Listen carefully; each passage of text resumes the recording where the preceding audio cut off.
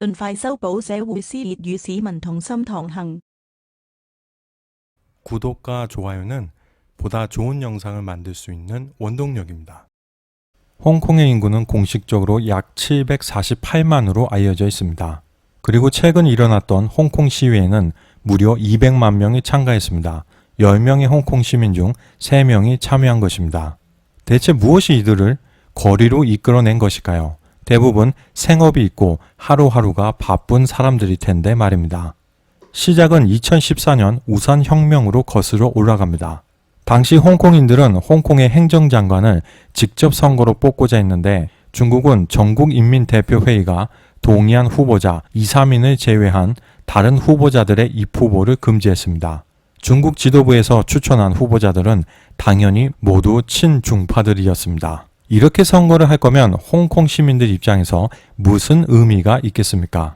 당연히 홍콩 시민들은 반발하였고 초기에 대학생과 지식인들 중심의 시위는 점차 일반 시민들까지 참여하여 전 홍콩적인 규모로 확대되었습니다. 하지만 홍콩 경찰은 이를 최루탄과 살수차 등을 동원해 강경 진압하였고 시민들이 이를 우산을 이용해 막아내는 모습이 전 세계에 알려지면서 이 시위는 우산혁명으로 명명되게 되었습니다.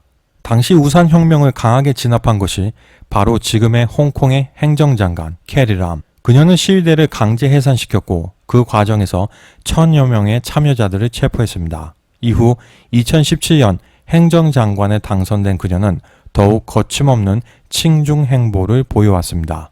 중국은 1997년 영국으로부터 홍콩을 반환받을 때 일국 양제를 약속했었습니다. 중화인민공화국이라는 하나의 국가 안에 사회주의와 자본주의라는 서로 다른 두 체제를 공존시키는 것을 뜻하며 이는 중국의 대만 통일에 대한 기본적인 지침이기도 했습니다. 하지만 이번 시위로 인해 전 세계는 다시 한번 중국의 적나라한 민낯을 보게 되었으며 중국과의 약속은 믿을 수 없는 것이라는 걸 결국 중국 스스로 다시 한번 입증했습니다.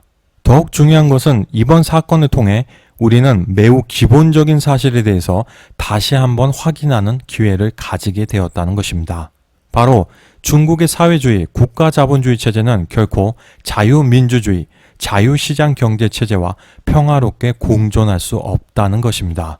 그리고 중국 입장에서 가장 큰 문제는 병립할 수 없는 그 체제의 주도국가가 바로 세계 초강대국 미국이라는 것입니다. 미국에게 있어 공산주의와 사회주의 체제와의 공존은 마치 백혈구가 우리 몸에 들어오는 병균을 본능적으로 공격해 자신의 감염과 질병을 맞는 것처럼 자연적인 것입니다. 자신에게 해를 주는 존재로 느끼기에 절대 자신의 안으로 그리고 주변으로 쉽게 접근하지 못하도록 하는 것입니다. 오해는 하지 말아 주십시오. 중국이 병균 같은 존재라는 걸 뜻하는 것이 아니고 미국과 중국 두 국가의 체제가 그만큼 근본부터 달라서 서로 공존하기가 힘들다는 것입니다. 그렇기 때문에 현재 미국과 중국 사이에서 벌어지고 있는 상황은 단순히 경제상의 이익 때문이라기보다는 미국이 가진 중국 정치 체제에 대한 본능적인 거부감에서부터 바라봐야 한다고 생각합니다. 현재 진행 중인 미중 패권 전쟁에서 미국의 입장은 명백합니다. 중국이 더 커지기 전에 기술 구이기를 막아 경제 발전을 저지하고 보다 민주적인 제도를 도입하도록 강제하는 여러 가지 기초 작업을 하고 있는 것입니다. 오늘은 홍콩 시위 관련하여 크게 3가지에 대해서 이야기해 보겠습니다. 첫째, 미국은 왜 홍콩 시위를 예의주시하는가? 둘째, 홍콩 시위는 상하이반과 공청당의 시진핑 주석 체제 흔들기인가? 셋째, 시진핑 주석의 방북은 어떤 의미가 있는가? 안녕하세요. 우리가 알고 싶은 세계입니다. 영국으로부터 온 최초의 청교도 이민자 102명이 북아메리카에 도착한 것은 바로 1620년이며 그들이 타고 온 배가 바로 메이플라워호입니다. 그들이 매우 위험한 몇 달의 항해를 거쳐 신대륙까지 온 중요한 이유는 바로 종교적인 자유였습니다. 스스로 원하는 종교를 믿을 수 있는 자유를 얻기 위해서 목숨을 걸었던 것입니다. 그로부터 400년이나 지난 지금의 중국은 종교에 대한 자유를 보장하고 있습니까? 영국의 식민지였던 미국은 1776년 7월 4일 온 세계를 향해 독립을 선언합니다.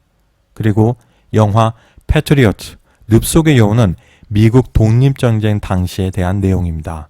당시의 미국인들은 자신들을 구속하는 영국에게 벗어나기 위해 훨씬 약한 전력이 있음에도 불구하고 결연하게 목숨을 걸고 일어납니다.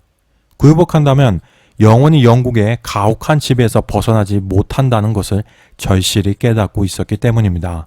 미국 독립전쟁을 치르는 동안 영국 국왕을 지지하던 많은 식민지인들은 추방되었습니다. 그리고 독립전쟁을 계기로 북부의 여러 주들은 노예를 해방하고 장자 상속제 등의 봉건적 잔재를 폐지하였으며 신앙의 자유를 인정받게 되었습니다. 그들에게 있어 자유가 가지는 가치는 목숨보다 소중한 것입니다. 미국의 남북전쟁, 물론 수많은 원인이 있지만 그 중에서 중요한 한 가지, 같은 인간임에도 피부색이 다르다는 이유만으로 노예로 살아야만 했던 사람들의 인권을 되찾아주기 위한 미국의 내전, 자유와 평등, 그리고 인권을 위해 미국은 매우 많은 피를 흘렸으며 그 모든 시련들을 이겨내고 올바른 방향을 찾았기에 오늘날의 번영을 이룰 수 있었던 것입니다. 또한 이는 인간의 보편적 가치를 억압하는 정치체제는 미국과 평화롭게 공존하기 어렵다는 것을 우리에게 알려주고 있습니다. 이제 첫 번째 의문, 미국이 왜 이렇게 홍콩 시위를 예의주시하는지에 대한 답을 얻었다고 생각합니다. 물론 많은 사람들이 미국의 의도에 대해서 이야기합니다. 미중 무역 협상에서 중국에 대한 압박 카드로 쓰기 이해합니다. 중국이 세계 각국에 미국의 자국 우선주의에 맞서 싸우고 있다는 이미지를 만들고 있는데 그 노력을 물거품으로 만들기 위해서다. 어떤 각도에서 보느냐에 따라 다 맞는 말일 수도 있지만 보다 근본적인 핵심은 중국의 현 정치체제가 미국의 건국정신과 정면으로 배치된다는 것입니다. 반면 중국의 대응은 너무나 답답했습니다. 홍콩에 대한 내정 간섭을 하지 마라. 홍콩 시민들의 행동은 폭동이다. 강력 진압해야 한다. 저는 한편으로 충분히 중국 지도부에서 나올 수 있을 만한 반응이라고 생각합니다. 그들은 해외 생활을 해본 적도 없고 타국에 대한 이해를 위해 열심히 연구한 분들도 아닐 테니까요. 하지만 중국이 반드시 기억해야 하는 한 가지는 모든 국가가 항상 당장의 이익만을 따져서 행동하는 것은 아니라는 것입니다. 국가의 근본 정신과 지속 가능성은 어떤 이익과도 비교할 수 없을 만큼 중요한 것이기 때문입니다. 하지만 지금 중국은 너무나 중국적인 사고방식으로 미국을 바라보고 있습니다. 자국의 이익이 있는지 없는지는 물론 중요합니다. 하지만 지금 중국의 상대는 중국이라는 한 국가의 존재 필요성에 대해 매우 큰 의문을 갖고 있는 상태입니다. 최근 미국 의회는 해마다 홍콩에 대한 일국 양제와 자치가 잘 지켜지고 있는지를 재평가하는 법안을 제출하며 압박에 나서고 있습니다. 현재 중국과는 다르게 특별 대우하고 있는 홍콩의 특권을 재평가를 통해 취소할 수 있다는 압박입니다. 물론 상하이 역시 국제금융도시로 발돋움하고 있지만 아직까지 홍콩의 선진화된 금융 시스템은 중국에게 매우 귀중한 자원입니다. 이처럼 경제와 정치, 전방위적으로 압박해오는 미국에 전면적으로 대항하겠다는 생각은 중국 입장에서 매우 위험한 생각입니다. 미국은 갑자기 중국에 관심을 가지게 된 것이 아닙니다. 오해하지 마십시오. 자유와 인권, 평등 등의 보편적 가치는 미국이 존속되는 한 그들의 영원한 관심사입니다. 홍콩에서 무슨 일이 벌어지던 상관하지 말라고요? 말씀드렸던 것처럼 이건 매우 중국적인 사고방식으로 미국을 대하는 말입니다. 현 시대는 전 세계가 통신혁명을 통해 긴밀하게 연결되어 있습니다. 또한 홍콩은 세계적인 금융국제도시로서 물론 중국의 영토이지만 세계인에게 매우 중요한 생활 공간이기도 합니다. 만약 어떤 일이 자국의 국가 이념에 정면으로 배치된다면 상관하지 않을 수 있겠습니까? 두 번째 의문, 홍콩 시위는 상하이방과 공청당의 시진핑 주석 체제 흔들기인가? 먼저 팩트체크부터 하겠습니다. 최근 중앙정치국 상무위원 7인 중 한 명인 한정 상하이시 서기는 홍콩과 맞닿아 있는 선전으로 와서 홍콩 시위 사태를 일단락시켰습니다. 물론 중국 지도부의 결정이었겠지만 한정 상하이 서기가 왔다는 것은 홍콩을 전반적으로 관리하는 것이 바로 상하이방이라는 것을 의미합니다. 이제 팩트에 기반한 추론을 해보겠습니다. 세 가지 가능성에 대해서 생각해 보겠습니다. 첫째, 상하이방이 고의적으로 홍콩 시위를 조장해서 시진핑 주석의 독재 체제를 흔들려고 했다. 둘째, 중국 중앙과는 상관없이 홍콩의 친중파들의 과잉 충성이 빚어낸 사건이다. 셋째, 상하이방이 어느 정도 조장은 했으나 이렇게 파장이 커질 것이라고는 미처 예상하지 못했다. 첫 번째, 상하이방이 전면적으로 주도했다는 추론은 개인적으로 가능성이 10% 미만이라고 생각합니다.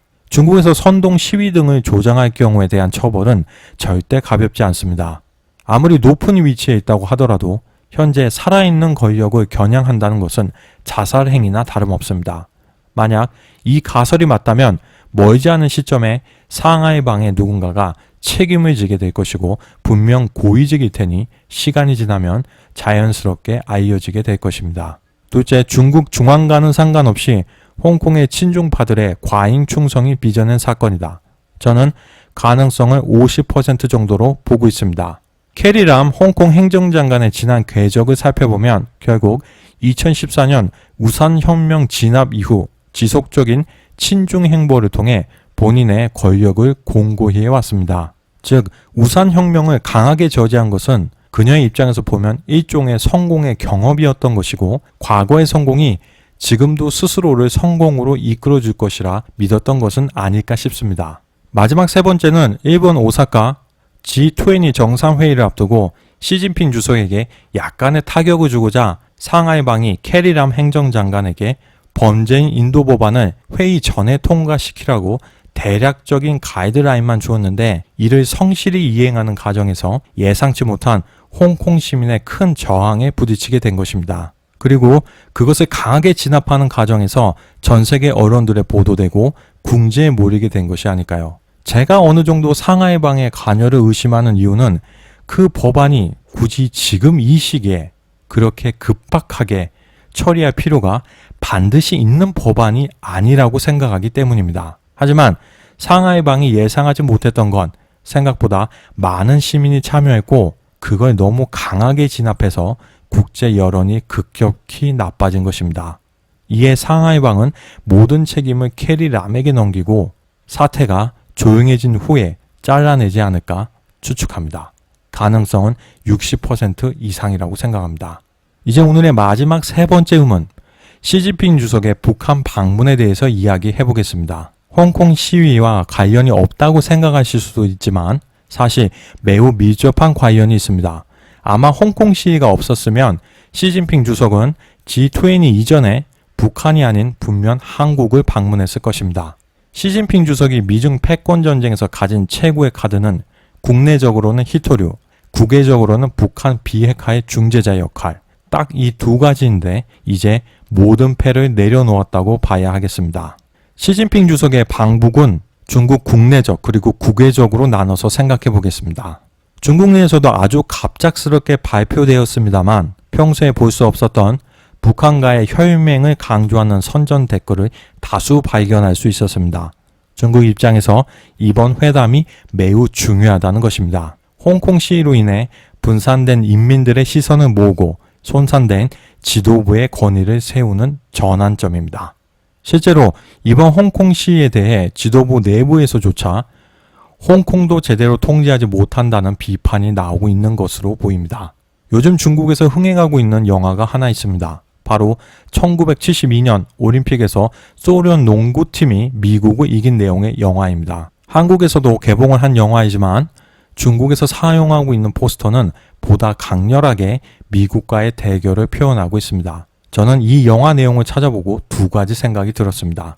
첫째, 중국은 미국을 정말 두려워하고 있다. 이미 힘이 빠진 러시아와 손을 잡고 러시아가 미국의 농구 한 판 이긴 영화로 본인들이 원하는 민심이 과연 조성될 수 있을까? 둘째, 이건 거의 50년 전의 일인데 러시아는 저 농구 시합 이후로 미국을 제대로 이겨본 적이 없다는 것인가? 2020년이 코앞인데 1970년대 초 좋았던 시절을 추억하는 게 과연 무슨 의미가 있을까? 2차 대전 승전국 중에서 러시아만큼 경제력이 몰락한 국가가 없구나. 올바르지 못한 지도자를 선출하고 잘못된 제도를 유지하면 나라가 무너지는 건 정말 순식간이구나. 이제 국제적인 팩트체크부터 하겠습니다. 시진핑 주석은 굳이 북한을 방문하기 전에 트럼프 대통령에게 전화를 했습니다. 왜 전화를 했겠습니까?